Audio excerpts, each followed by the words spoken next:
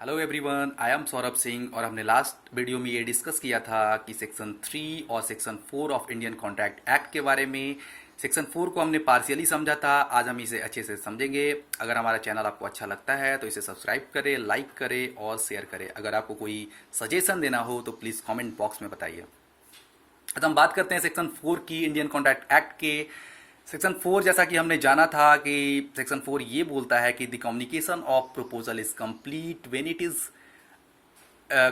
It comes to the knowledge of the person whom it is made. मतलब जिसके लिए अगर ये बनाया गया है प्रपोजल, अगर उसके नॉलेज में वो चीज़ आ जाती है तो कम्युनिकेशन ऑफ प्रपोजल कंप्लीट हो जाता है।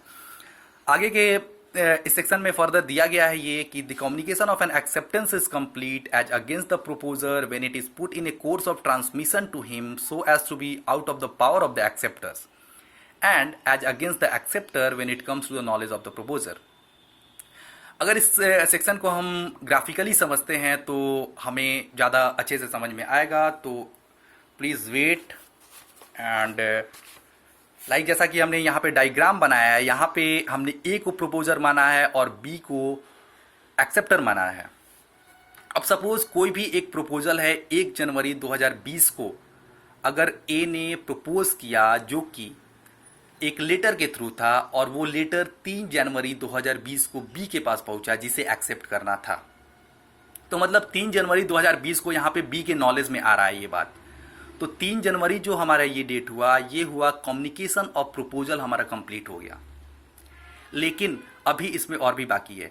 सपोज अगर ए को उस ऑफर को, जो उसने ऑफर दिया है, उसे रिवोक करना है तो क्या वो कर सकता है? तो अगर मान लो बी ने 3 जनवरी 2020 को लेटर मिलने के बाद 5 जनवरी 2020 को उसे अगर वो एक्सेप्टेंस पोस्ट करना चाहता है या फिर एक्सेप्टेंस पोस्ट करता है, तो ए के पास 5 जनवरी 2020 के पहले तक ए के पास टाइम है कि अगर वो चाहे तो अपने प्रपोजल को रिवोक भी कर सकता है। अब बात करते हैं एक्सेप्टर के साइड से। उसने 5 जनवरी 2020 को अपनी एक्सेप्टेंस पोस्ट कर दी और वो उसका एक्सेप्टेंस जो है 8 जनवरी 2020 को प्रपोजर के पास पहुंचा। तो क्या यहाँ पे जो बी है, जो कि एक्सेप्टर है, क्या अपनी एक बार एक्सेप्टेंस देने के बाद उस चीज को रिवोक कर सकता है? तो आंसर इज यस। अगर 8 जनवरी 2020 से पहले अगर किसी भी फास्टर मीडियम के थ्रू या फिर फास्टर मोड ऑफ कम्युनिकेशन के थ्रू उसने अपनी रिवोकेशन पोस्ट कर दी ए के पास और वो 8 जनवरी 2020 के पहले पहुंच जाती है, तो रिवोकेशन वैलिड हो जाएगी। लेकिन अगर उस हम सिचुएशन की बात करें जिसमें जो एक्सेप्टेंस है और जो रिवोकेशन है दोनों एक साथ पहुंचते हैं, तब क्या होगा?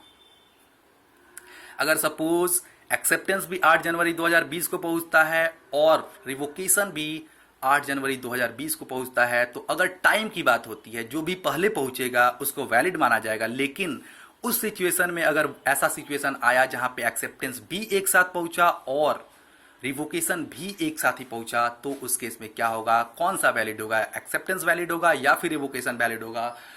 तो इसमें एक केस में ये हेल्ड हुआ था कि अगर एक्सेप्टेंस और रिवोकेशन एक साथ पहुंचते हैं तो उस केस में रिवोकेशन को वैलिड माना जाएगा। एक इसी सिचुएशन पे एक केस था, उस केस को मैं पॉइंट आउट कर दे रहा हूं। उस केस का नाम था एडम वर्सेस लिंडसेल, जो कि एक फॉरेन केस है और ये 1818 का केस है। इस केस में बेसिकली हुआ क्या था कि जो डिफेंडेंट था उसने एक लेटर सेंड किया प्लेंटिफ के पास। उस लेटर में ये लिखा था कि आपको जो मेरा ऑफर है उसे एक्सेप्ट करना है।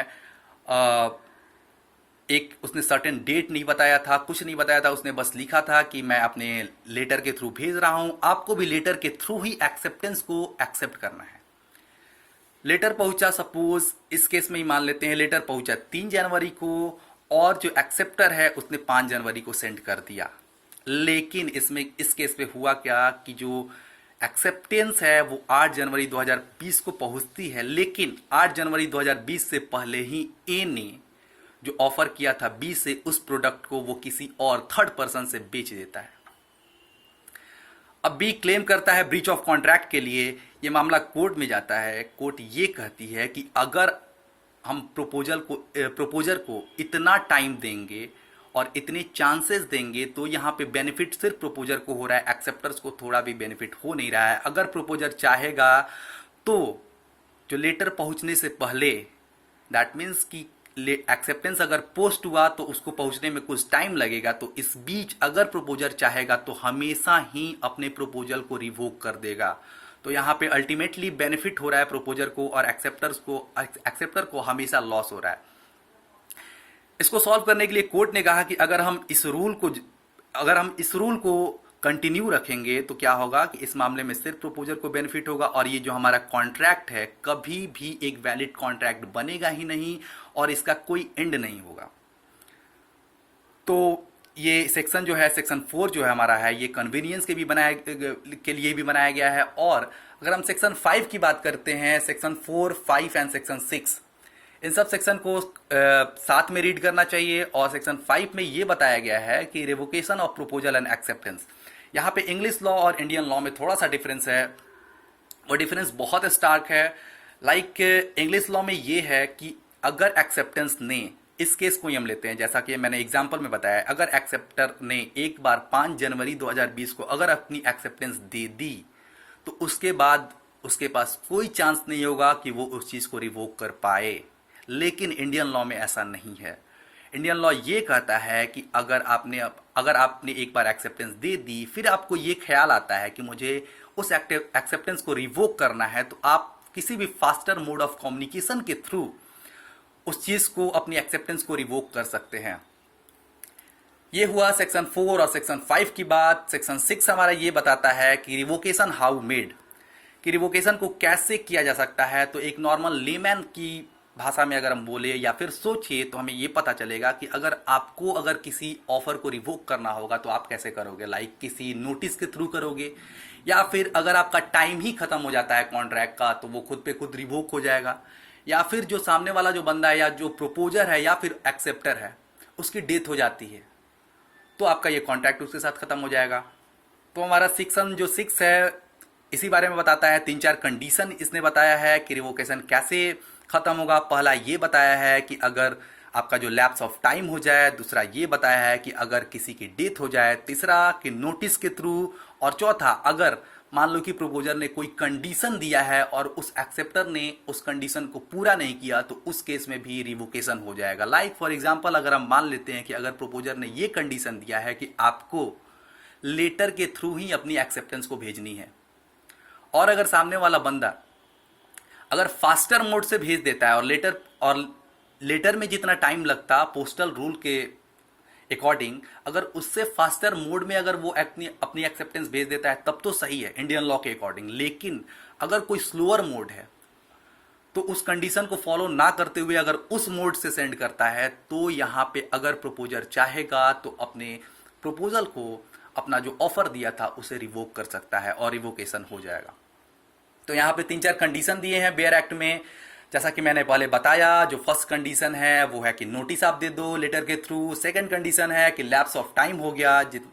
और थर्ड कंडीशन है कि अगर इंसैनिटी आ गई या फिर डेथ हो गया या फिर डिसेबिलिटी आ गई एक्सेप्टर या प्रोपोजर को तो उस केस में भी हो जाएगा। इस चीज़ को हम समझते हैं डेथ या इंसैनिटी के बारे में। सपोज ये बहुत स्पेसिफिक कॉन्ट्रैक्ट के साथ होता है, हर कॉन्ट्रैक्ट के साथ ऐसा नहीं होता है। आप ये भी सोच रहे होंगे कि अगर मान लो कि कोई एक्सेप्टर है या फिर प्रोपोजर है, अगर उसके डेथ के बाद उसका जो लीगल रिप्रेजेंटेटिव है वो भी तो अपना कॉन्ट्रैक्ट को पूरा कर सकता है। लाइक अगर किसी के फादर ने कॉन्ट्रैक्ट किया तो उसका बेटा भी तो पूरा कर सकता है। लेकिन हर केस में ये वैलिड नहीं होता है। लाइक अगर मैंने किसी को प्रपोज किया कि लाइक मुझे एक ड्राइंग बना के दो और मैं उसके लिए तुम्हें 1000 रुपीज़ दूंगा, तो ये जो है स्पेसिफिक नेचर का है। दैट मीन्स मैं जिसके साथ कॉन्ट्रैक्ट कर रहा हूँ वही बंदा इसे बना सकता है क्योंकि मुझे उसी की ड्राइंग चाहिए। तो ये स्पेसिफिक नेचर वाले कॉन्ट्रैक्ट अगर किसी एक्सेप्टर का या फिर प्रोपोजर का अगर डेथ हो जाता है तो वहीं पे रिवोकेशन हो जाता है उस कॉन्ट्रैक्ट का।